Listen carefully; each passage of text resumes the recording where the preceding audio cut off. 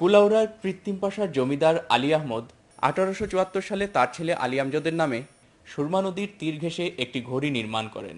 কালের বিবর্তনে সেই ঘড়িটি আলী আমজদের ঘড়ি নামে সবার কাছে পরিচিতি লাভ করে।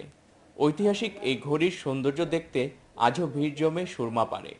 ও ঘড়িটা খুব সুন্দর লাগে আর ভাল লাগে, খুব পুরানা দেখা যায়।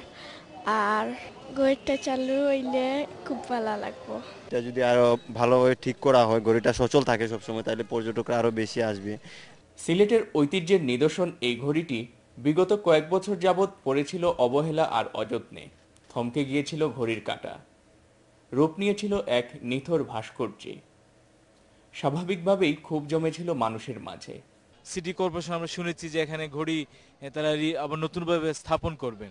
যদি এই ঘড়িটা স্থাপন হয় তাহলে আমাদের একটি ঐতিহ্য যেমন সংরক্ষিত হবে, তেমনি আমরা গর্ব করতে পারবো যে আমরা অনেক আগে থেকে একটা সুসভ্য একটি সমাজ। দেরিতে হলেও আলী আমজদের ঘড়ির নীরব আর্তনাদ শুনতে পেয়েছে সিলেট সিটি কর্পোরেশন। আবারও ঘড়ি সচল করার উদ্যোগ নিয়েছে তারা। এই ঘড়িঘরকে সৌন্দর্যবর্ধন করার জন্য কিছু পদক্ষেপ গ্রহণ করেছে এবং গত বছর প্রায় 28 লক্ষ টাকা ব্যয়ে এই ঘড়িঘর উন্নয়নের প্রকল্প হাতে নেওয়া হয়েছে এবং ধারাবাহিকতায় ইতিমধ্যে কিছু কাজ সম্পন্ন হয়েছে। কয়েক বছরের ঘুম ভেঙে আবারও জেগে উঠবে আলী আমজদের ঘড়ি।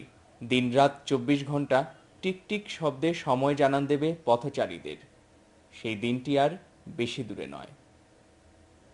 Moinuddin Manju, channel S news, Sylhet.